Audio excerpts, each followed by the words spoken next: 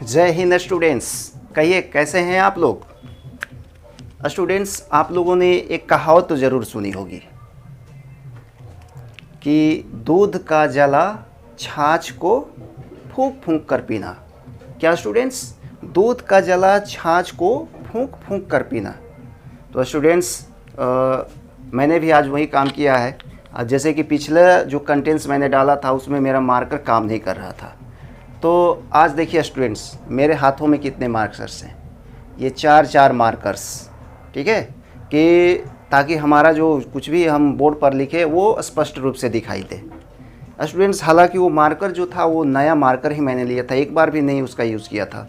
लेकिन क्या हुआ था कि वो नया था तो इसलिए उसका जो नोक था वो एकदम नुकीला था, तो इसलिए बोर्ड पर सही से बैठ नहीं रहा था, इसलिए वो सही से काम नहीं कर रहा था, लिख नहीं रहा था, सही से चल नहीं रहा था। तो स्टूडेंट्स, आज मेरे हाथ में ये चार मार्कर्स हैं। यदि एक काम नहीं किया तो दूसरा करेगा, दूसरा नहीं तो तीसरा करेगा, तीसरा नहीं तो चौथा तो ज़रूर करेगा भाई। ठीक है स्टूडेंट्स। तो students, I am Ram sir and you watching point of success YouTube channel. तो विदाउट वेस्टिंग योर टाइम शुरू करते हैं आज की टॉपिक। स्टूडेंट्स, जैसे कि मैंने पिछले कंटेंट्स में आप लोगों को कहा था कि हम लोग डिस्कस करने वाले हैं आश्रम व्यवस्था के बारे में, यज्ञ व्यवस्था के बारे में। लेकिन स्टूडेंट्स, उसमें वीडियो लंबी हो रही थी, इसलिए एक छोटा सा टॉपिक हमारा छूट गया था। जैसे कि आप लोग ये देख रहे हैं पुराण के बारे में। ठीक है, छोटा सा टॉपिक है, आज इसके बारे में थोड़ा सा डिस्कस कर लेते हैं। ठीक है, तो शुरू करते हैं, बताते हैं। सबसे पहले हम लोग स्टूडेंट्स जान लेते हैं ये जो पुराण है, ये जो पुराण है क्या होता है। ये पुराण स्टूडेंट्स, आप लोगों ने पुराण के बारे में सुना होगा, ठीक है। तो बताइए पुराण क्या होता है,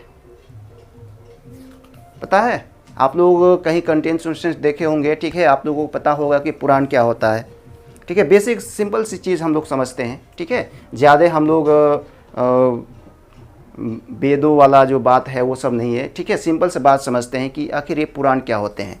स्टूडेंट्स देखिए, से अपने अगर सिलेबस की बात करें, सिलेबस के अकॉर्डिंग यदि हम लोग बात करते हैं, ठीक है, तो हमारा जो ये पुराण है, ठीक है, पुराण है भारतीय ऐतिहासिक, क्या स्टूडेंट्स, भारतीय ऐतिहासिक घटनाक्रमों का, ठीक ना, ये क्रमबद्ध विवरण होता है। क्या होता है स्टूडेंट्स? पुराण क्या है?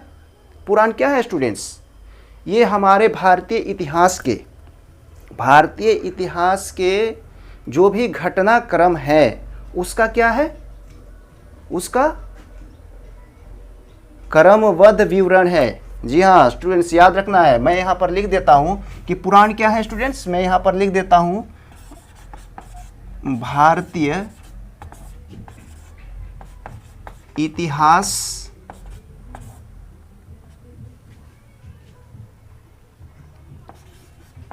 सिंपल सा लिख देते हैं, ठीक है, भारतीय इतिहास के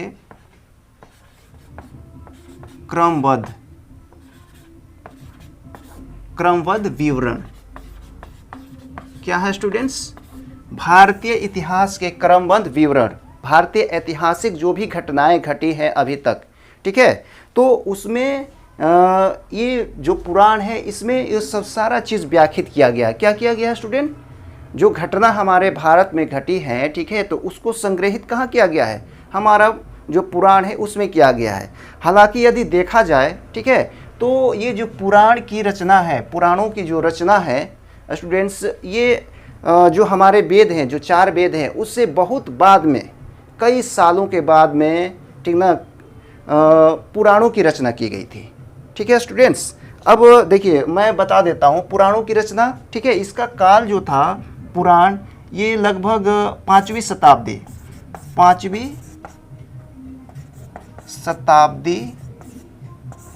ईसा पूर्व, 5वीं शताब्दी ईसा पूर्व में विभिन्न, ठीक ना, बहुत सारे पुराणों की रचना की गई थी।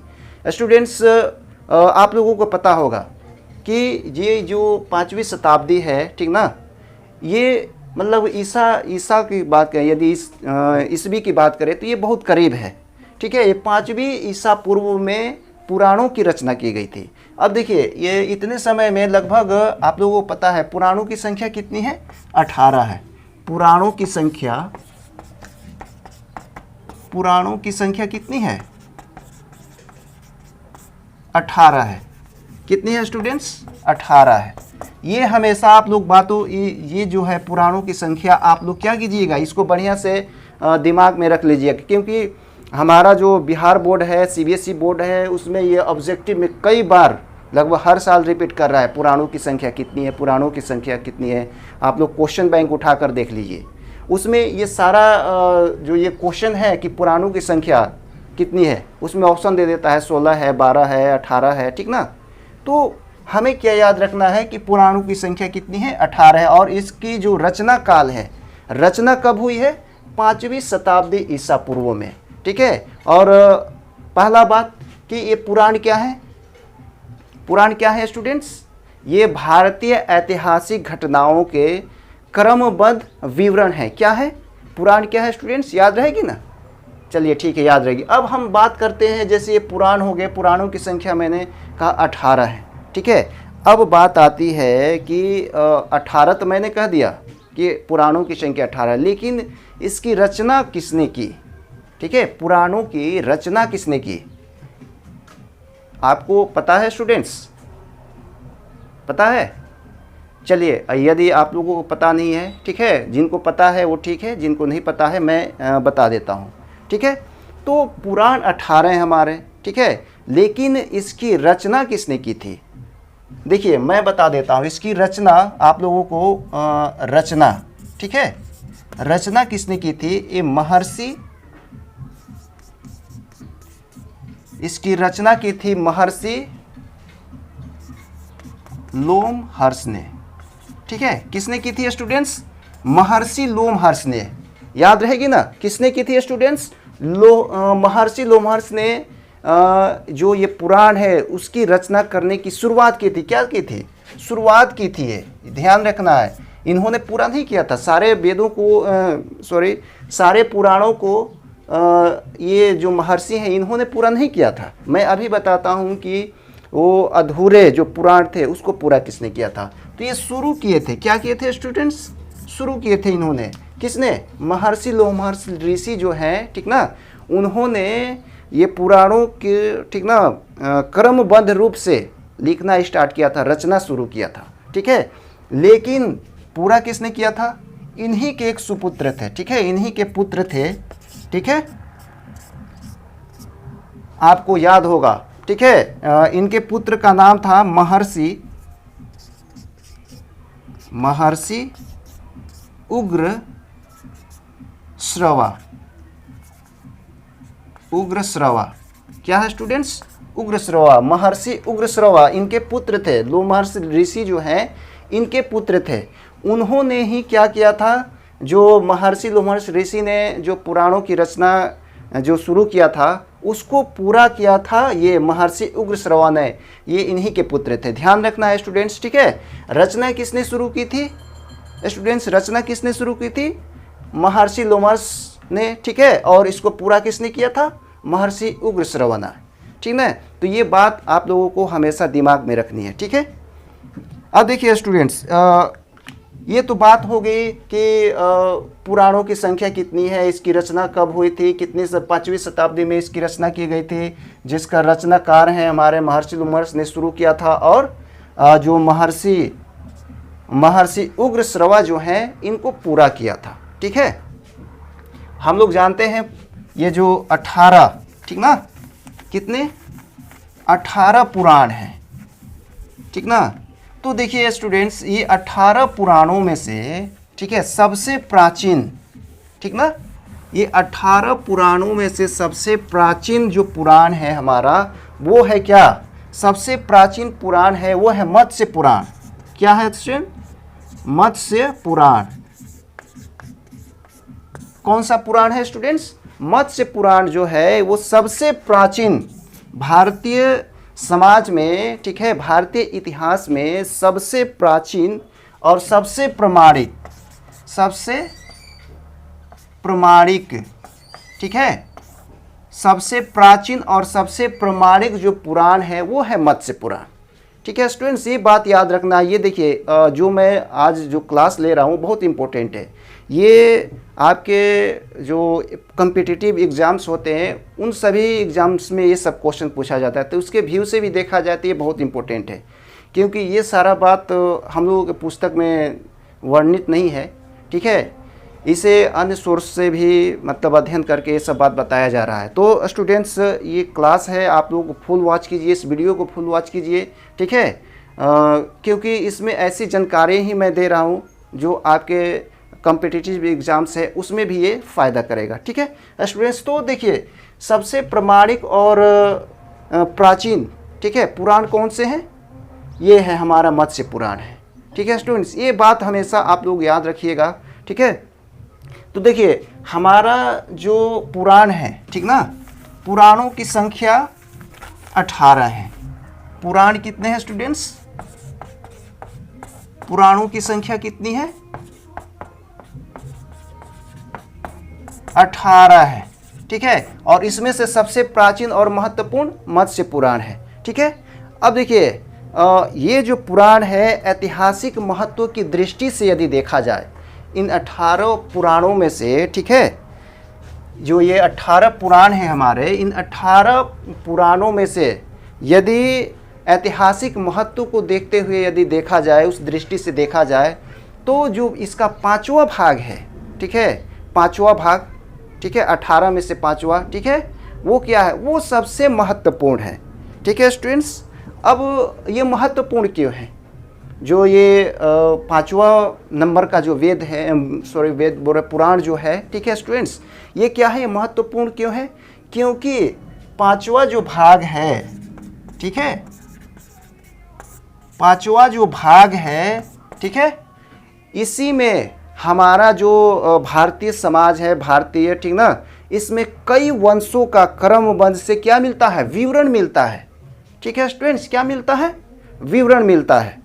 तो मैं उसका यहाँ पर नाम लिख देता हूँ। ठीक है, ये जो जितने भी पुराण लिखे गए थे, सभी पुराण तो मतलब अलग अलग विषयों पर लिखे गए थे। ठीक है, लेकिन विस्तार रूप से, ठीक है, ये जो 5वां जो भाग है इसका, ठीक है, उसमें कुछ पुराण हैं, ठीक ना, जिसमें क्या है कि उससे हमारे भारतीय इतिहास के, ठीक ना, उस तत्कालीन जो समाज था उसकी एकदम क्रमबद्ध से जानकारी मिलती है। तो मैं यहाँ पर उसका नाम लिख दे रहा हूँ। क्या है स्टूडेंट्स? फर्स्ट नंबर पे, ठीक है, दिखाई दे रहा है आप लोगों को? अच्छा रुकिए, थोड़ा सा इसको मिटा देते हैं। ठीक है, ऊपर से लिखते हैं तब पूरा नाम आ जाएगा। ठीक है, तो देखिए मैं फर्स्ट नंबर में यहाँ पर लिख देता हूँ। सबसे प्रामाणिक हमारा तो है मत्स्य पुराण। ठीक है, मत्स्य पुराण, ठीक है, मत्स्य पुराण। अब देखिए ये जो मत्स्य पुराण है, ठीक है, इससे किस वंश की जानकारी मिलती है? तो देखिए इससे आंध्र सातवाहन वंश, सातवाहन वंश। देखिए ये जो मत्स्य पुराण जो है, ठीक है, इसमें आंध्र सातवाहन वंशों की एकदम क्रमबद्ध से विवरण मिलता है। कितने शासकों ने, ठीक है, इस वंश के कितने शासकों ने शासन किया, कैसे शासन किया, उनका शासन व्यवस्था क्या था, ये सारा विवरण जो है ये हमारे मत्स्य जो पुराण है, ठीक है, मत्स्य पुराण में इसकी जानकारी मिलती है। स्टूडेंट जो हमारे इंस्टीट्यूशन के बच्चे हैं, ठीक है, जो नए हैं, खैर जो नए वॉच कर रहे हैं इस वीडियो को तो उनको तो नहीं, लेकिन पिछला जो मैंने बताया था, ठीक है स्टूडेंट्स, उन लोगों को कवर किया था दूसरा नंबर चैप्टर, ठीक है, उसमें मैंने सारा विवरण नोट्स में भी लिखवा दिया था, ठीक ना, कि कौन से पुराण से किसकी जानकारी मिलती है, सारा चीज़ लिखवा दिया था। फिर से यहाँ पर मैं रिपीट कर देता हूँ। ठीक है, तो देखिए मत्स्य पुराण से हमें आंध्र सातवाहन वंश की जानकारी मिलती है, पूरा विवरण मिलता है उसका, शुरू से लेकर अंत कैसे हुआ, ठीक है, उसका विवरण किस में मिलता है? मत्स्य पुराण में। अब दूसरा नंबर का है, ठीक है, दूसरा नंबर है विष्णु पुराण। आपने सीरियल भी देखा होगा विष्णु पुराण, ठीक है, विष्णु पुराण। ठीक है, विष्णु पुराण से, ठीक है स्टूडेंट्स, विष्णु पुराण से किस वंश की जानकारी मिलती है? आपको याद होगा, ठीक है, मैंने नोट्स में भी लिखवाया था ये बात, ठीक है, और जो नए हैं मैं उनको बता देता हूँ यहाँ पर। देखिए विष्णु पुराण, ठीक ना, इससे हमें मौर्य वंश, ठीक है, पता है ना मौर्य वंश के बारे में। हमारा जो भारतीय समाज है, ठीक है, भारतीय जो वंशों में से सबसे शक्तिशाली उसमें, ठीक ना, मगध साम्राज्य आप लोग नाम सुना होगा, वही है, उसी में मौर्य वंश। किसकी जानकारी मिलती है स्टूडेंट्स? मौर्य वंश के बारे में। किससे मिलती है? याद रहेगी ना, विष्णु पुराण। किससे? विष्णु पुराण से हमें मौर्य वंश की संपूर्ण जानकारी मिलती है, पूरा विवरण मिलता है, ठीक है। इसके अलावे मतलब मौर्य वंश की जानकारी का अन्य भी स्रोत है, ठीक है, विदेशी यात्रियों का जो विवरण लिखा गया है, ठीक है, उससे भी जानकारी मिलती है। लेकिन सबसे पुख्ता जो है हमारे भारतीय समाज में जो पुराण है, ठीक है, ये विष्णु पुराण, उससे मौर्य वंश की विस्तृत जानकारी मिलती है, ठीक है। और मैं एक बता देता हूँ, तीसरा में है, ठीक है, तीसरा में है वायु पुराण। वायु पुराण का नाम सुना होगा आपने, पुराण, ठीक है। वायु पुराण से हमें गुप्त शासकों की जानकारी मिलती है। किससे स्टूडेंट? किसकी जानकारी मिलती है? गुप्त वंश। किस वंश की? गुप्त शासकों की जानकारी मिलती है। पूर्ण रूप से जो वायु पुराण है वो गुप्त शासकों का, ठीक ना, क्रमबद्ध से उसका क्या है, विवरण है, ठीक ना। हालांकि मतलब जितने भी इधर के, ठीक ना, ईसा पूर्व की जो थोड़ी सी मतलब आसपास की जो घटनाएं थी वो तो मतलब विदेशी यात्रियों द्वारा वर्णित किया गया था, ठीक ना। लेकिन इसके सबसे पुख्ता प्रमाण हमारे जो ये पुराण है, जो इसकी रचना की गई थी, इसमें उसका पुख्ता प्रमाण है। जो यात्रियों ने जो विवरण प्रस्तुत किया है उसको प्रमाणित कौन करता है? ये हमारा जो पुराण है वो, क्योंकि इसमें भी वो बात का वर्णन किया गया है कि हाँ, जो समाज था, तत्कालीन जो समाज था उस वक्त वो कैसी थी, उसमें व्यवस्थाएं जो थी वो किस तरीके से थी। तो स्टूडेंट्स इसके अलावा भी बहुत सारे जैसे ब्राह्मण है, ब्राह्मण पुराण है, ठीक है, ब्राह्मण पुराण, ठीक ना। और भी मतलब कई सारे, मतलब 18 इस तरीके से करते करते 18 पुराण से टोटल, ठीक है स्टूडेंट्स। तो मैं ये बात इसलिए आप लोगों को बता रहा हूँ, ठीक ना, तो ये हमारे जो सिलेबस है उसमें ये बात लिखा हुआ, पिछला चैप्टर में दिया हुआ है, दूसरे नंबर चैप्टर पर। चैप्टर का नाम है मौर्य काल से गुप्त काल तक, ठीक है, दूसरा नंबर चैप्टर जो है उसमें ये बात वर्णित किया गया है। तो स्टूडेंट्स ये जो घटनाक्रम जो भी, ठीक ना, जितने भी हमारे भारतीय समाज में जो घटनाक्रम घटी थी, ठीक ना, तो विभिन्न स्रोतों से, ठीक ना, उसकी जानकारी मिलती है। लेकिन सबसे पुख्ता, ठीक ना, और सबसे सटीक जानकारी देने वाला जो है, ठीक ना, यही हमारे जो पुराण है, यही है। इसीलिए इसका डिफिनीशन ही, जो पुराण है इसका डिफिनीशन भी यही दिया हुआ है कि भारतीय ऐतिहासिक घटनाक्रमों का, ठीक ना, क्रमबद्ध विवरण, ठीक ना, क्या है, पुराण कहलाता है, ठीक ना स्टूडेंट्स। ये बात याद रहेगी ना हमेशा, ठीक है। तो आज ये छोटा सा टॉपिक था, ठीक ना। तो आप लोगों को उम्मीद करते हैं कि ये कंटेंट जो है अच्छी लगी होगी, ठीक है स्टूडेंट। तो ज़्यादा दिमाग नहीं लगाना है आप लोगों को, ठीक है, छोटा सा टॉपिक है, ठीक ना। मैं फिर से रिपीट कर देता हूँ, पुराण क्या है स्टूडेंट्स? पुराण क्या है? पुराण से हमारे भारतीय जो ऐतिहासिक घटनाक्रम है उसका क्रमबद्ध विवरण है, ठीक है। और इसकी जो रचना काल है वो क्या है, कब रचना की गई थी? 5वीं शताब्दी ईसा में, ईसा पूर्व में, ठीक है। और इसकी रचनाकार कौन है? रचना किसने शुरू की थी? महर्षि लोमर्स ने, ठीक है, लोमर्स ऋषि ने शुरू की थी। लेकिन उनके सुपुत्र जो थे, ठीक है, महर्षि उग्रश्रवा ने, ठीक है, इन पुराणों की रचना का काम पूरा किया था, ठीक है। तो ये बात है। अब ये पुराण है, ठीक ना, ये पुराण जो है इनकी संख्या कितनी है? 18 है। और ये सबसे प्राचीन जो हमारा पुराण है वो कौन से? मत्स्य पुराण है। मत्स्य पुराण जो है उससे हमें सातवाहन वंश की जानकारी मिलती है, ठीक है। और जो विष्णु पुराण है उससे हम लोगों की जो मौर्य वंश है उसकी जानकारी मिलती है। और जो हमारा गुप्त वंश है उसकी जानकारी किस पुराण में मिलती है? वायु पुराण में मिलती है। तो आई होप स्टूडेंट्स कि ये वीडियो कंटेंट्स आपको अच्छा लगा होगा, ठीक है। यदि अच्छे लगा हो, ठीक है, तो चैनल को लाइक, शेयर और कमेंट कीजिए, ठीक है। सब्सक्राइब कीजिए और बेल घंटी को ज़रूर दबा लीजिएगा, ताकि हमारा जो अगला कंटेंट्स आए उसकी नोटिफिकेशन आपको तुरंत मिल जाए। स्टूडेंट्स छोटा छोटा, अब देखिए बहुत सारे स्टूडेंट्स ने ये कहा था सर टॉपिक बहुत लंबा हो जाता है, ठीक है, तो थोड़ा सा छोटा छोटा करके बनाइए। तो अब ऐसा ही उन्हीं लोगों के सजेशन में मैं भी ऐसा ही काम करूँगा, ठीक है। छोटे छोटे टॉपिक इसी तरीके से मैं बनाऊँगा ताकि आप लोगों को भी दिक्कत नहीं हो और मुझे भी ज़्यादा बोलना नहीं पड़े, ठीक है। ज़्यादा बोलने से थोड़ा सा समझिए कि नर्वस भी हो जाता है आदमी, ठीक ना। तो इसी तरीके से अब छोटे छोटे ही टॉपिक पर एक टॉपिक उठाया जाएगा, उसके जो मुख्य बात है वो सारा चीज़ बताया जाएगा, ठीक है स्टूडेंट्स। तो ठीक है स्टूडेंट्स, स्टॉप करते हैं वीडियो को। खाइए पिए मस्त रहिए, ठीक है, और कोरोना से बचकर रहिए। तो लेते हैं आपसे विदा, मिलेंगे अगले कंटेंट्स में, तब तक के लिए जय हिंद जय भारत।